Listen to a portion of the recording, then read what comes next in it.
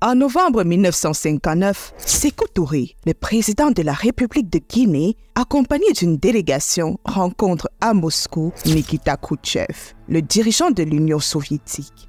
Son pays, la Guinée-Conakry, traverse une période sensible. La France lui a tourné le dos. Et Sékou Touré est obligé de chercher ailleurs les aides dont il a besoin pour financer le développement de son pays. Des accords de coopération entre la Guinée et l'URSS sont signés.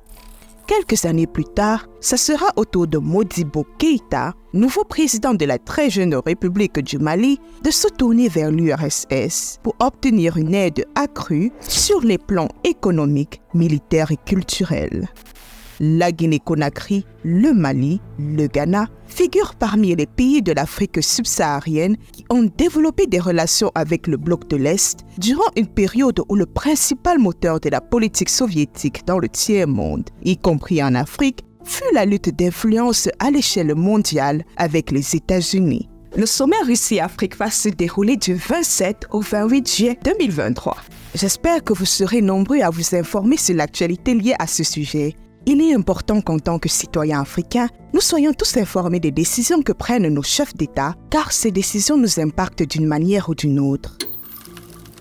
Pour l'heure, je me suis dit qu'il serait intéressant de vous ramener quelques années en arrière pour explorer la relation de l'URSS avec l'Afrique subsaharienne. Parce que pour mieux comprendre les relations entre la Russie et l'Afrique, pour efficacement appréhender les enjeux géopolitiques, il est impératif de prendre du recul, d'aller dans le passé à l'époque où la Russie faisait encore partie de l'Union soviétique.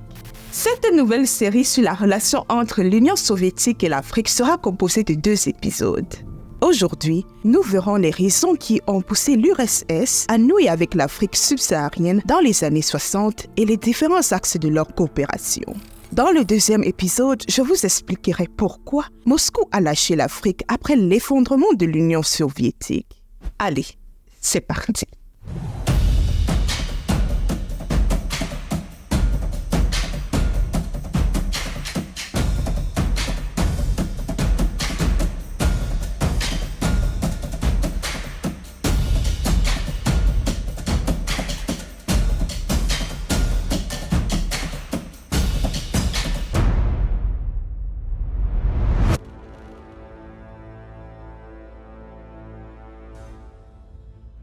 Pendant des décennies, le continent noir n'a pas été la priorité des soviétiques. Bon, je vois certains d'entre vous qui connaissent très bien l'histoire de l'URSS et de l'Afrique rétorquer, mais il y a bel et bien eu des contacts entre l'Empire russe et l'Afrique.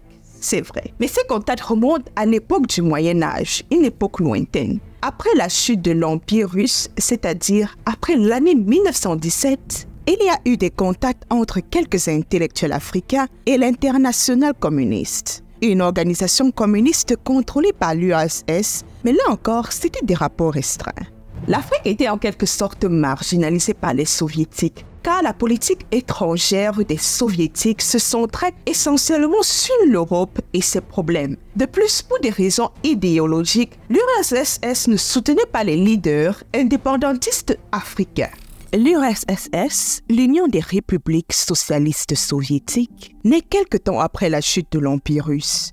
Au début des années 50, cet État fédéral composé de 15 républiques continue de prôner la doctrine marxiste classique, une doctrine soutenue par Joseph Staline, dirigeant de l'URSS jusqu'à l'année 1953. La doctrine marxiste classique repose entre autres sur le principe d'une révolution sociale menée par le prolétariat. L'URSS soutient que la véritable indépendance des colonies ne peut être que le fruit d'une révolution menée de front par le prolétariat de la puissance colonisatrice et le prolétariat des colonies, et non par des nationalistes bourgeois. En Afrique, les mouvements indépendantistes sont dirigés au sein de certains empires coloniaux par des leaders tels que Kwame Nkrumah du Ghana ou Azikiwe du Nigeria. Pour l'URSS, ces leaders sont des nationalistes bourgeois et non des prolétaires. Des leaders dont le statut social est aux antipodes de l'idéologie marxiste classique. Des leaders peu fiables, prêts à conclure des accords avec les colonisateurs contre lesquels ils ne luttent que verbalement. Par conséquent, Staline pense que l'Afrique n'a pas la capacité d'accélérer le cours inévitable de l'humanité vers l'avènement du communisme. Bien que la décolonisation de l'Afrique semble évidente, l'URSS campe sur ses positions. Le tiers-monde en général et l'Afrique en particulier n'ont pas encore de valeur géopolitique réelle à ses yeux. Au sein du gouvernement de l'URSS, il y a toutefois quelques acteurs politiques qui sont favorables à la décolonisation du Maghreb. L'URSS est un État fédéral composé de 15 républiques. Parmi ces républiques, il y en a qui sont d'obédience musulmane. Les soviétiques en général et ces républiques soviétiques musulmanes en particulier s'intéressent au destin du Maghreb et du monde arabe. Mais le destin de l'Afrique subsaharienne leur est encore très indifférent. Il y a quelques milieux soviétiques qui se penchent sur la question de la décolonisation de l'Afrique subsaharienne. Mais ce sont des petits cercles, des milieux restreints, des milieux dits de russo-africanistes. Avant 1955, l'URSS en tant qu'État ne condamne donc pas encore officiellement la politique coloniale des puissances colonisatrices. Mais tout ceci va changer. En avril 1955 a lieu en Indonésie la conférence de Bandung. Une conférence qui réunit pour la première fois les représentants de 29 pays africains et asiatiques en voie de décolonisation ou déjà indépendants, des pays dits du tiers-monde. Les 5 pays africains présents sont l'Égypte, l'Éthiopie, la Côte de l'Or ou actuel Ghana, le Libéria et la Libye. Le but de la conférence est de promouvoir la souveraineté des nations, l'anticolonialisme, d'encourager la coopération et de respecter la coexistence pacifique. Elle marque donc l'entrée sur la scène internationale des pays dits du tiers-monde, indépendants ou en voie d'indépendance. Elle se déroule dans un contexte géopolitique particulier, celui de la guerre froide. Un affrontement idéologique entre l'URSS et les États-Unis qui s'est installé après la fin de la Deuxième Guerre mondiale. Chaque puissance dirige un bloc. L'URSS est à la tête du bloc de l'Est ou bloc communiste. Dans le bloc de l'Est, on retrouve la plupart des pays de l'Europe de l'Est. Le bloc de l'Ouest ou bloc capitaliste, quant à lui, a à sa tête les États-Unis. Il se compose de la plupart des pays de l'Europe de l'Ouest et chaque bloc a des alliés. Les pays africains et asiatiques présents lors de la conférence de Bandung choisissent le non-alignement. Ils ne souhaitent intégrer aucun bloc. Ils préfèrent préserver leur indépendance dans les relations internationales et rester à l'écart des rivalités entre les deux superpuissances. Entre 1955 et 1956, Nikita Khrouchtchev, dirigeant de l'URSS et successeur de Staline, décide de changer radicalement la politique extérieure soviétique. Il rompt avec les concepts de Staline au sujet de la bourgeoisie nationale et attribue un rôle positif aux bourgeois nationaux qui luttent pour la cession aux indépendances dans les pays du tiers-monde. C'est ainsi que l'URSS intègre le tiers-monde, notamment l'Afrique, dans sa politique étrangère. Les visites de Khrouchtchev dans certains pays d'Asie du Sud et la conférence de Bandung ont beaucoup contribué à faire naître l'intérêt de l'URSS pour le tiers-monde et par ricochet pour le continent africain. Les pays ayant participé à la conférence de Bandung sont promus au rang d'acteurs internationaux. Et là, Khrouchtchev voit en ces pays qui se sont affranchis du joug colonial, des pays où l'URSS peut étendre sa sphère d'influence. La décolonisation revêt donc une grande importance. Grâce à la décolonisation, l'URSS peut gagner des alliés au sein des nouveaux pays indépendants. Le plan de Khrouchtchev est de sympathiser avec les leaders des pays africains et de leur montrer comment l'URSS, en tant que patrie du socialisme, pourrait faciliter le développement de leur nouvelle nation. Le but étant d'amener ces pays à embrasser le socialisme de façon pacifique, sans aucune condition. Dès ce moment-là, l'URSS commence à prêcher le discours anti-impérialiste et anticolonialiste des leaders comme Nasser d'Égypte et Nehru de l'Inde. Un discours qui ne tarde pas à faire son effet sur les leaders indépendantistes d'Afrique subsaharienne.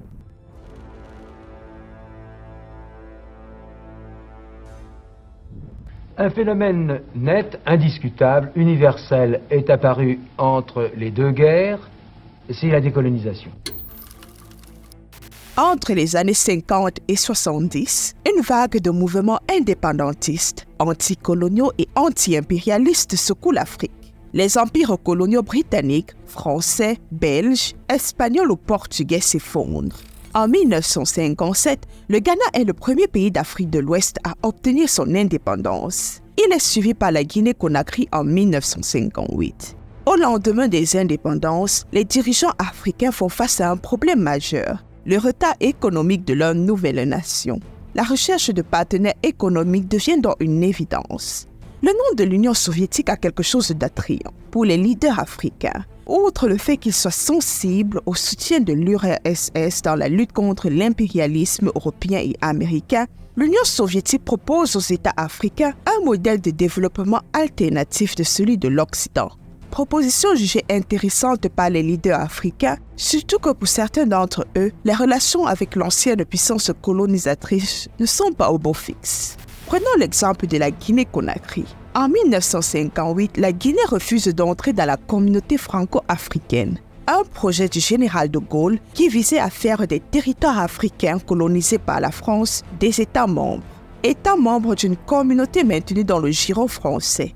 La France digère mal la sécession de la Guinée. Les autorités françaises interrompent les financements à destination de la Guinée. La France rapatrie les fonctionnaires français présents sur le territoire guinéen dans les plus brefs délais.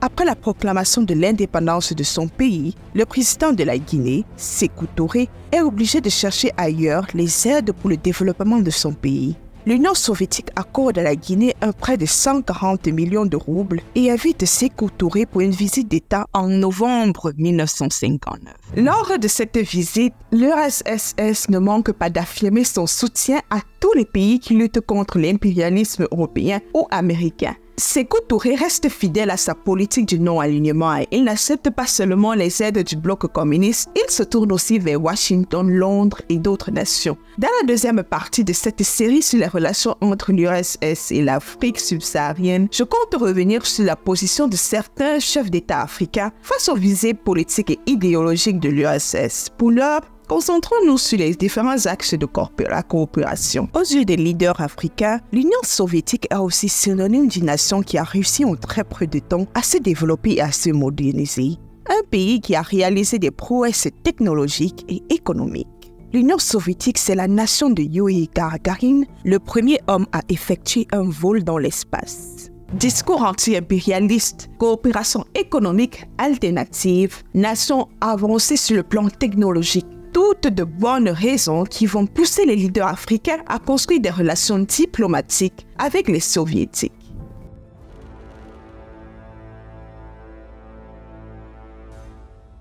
Les autres problèmes auxquels sont confrontés les pays africains après leur indépendance sont la pénurie de cadres, l'absence d'infrastructures industrielles et l'existence d'un système éducatif précaire. Système éducatif précaire qui se caractérise par un faible nombre d'universités et un manque d'enseignants dans le secondaire.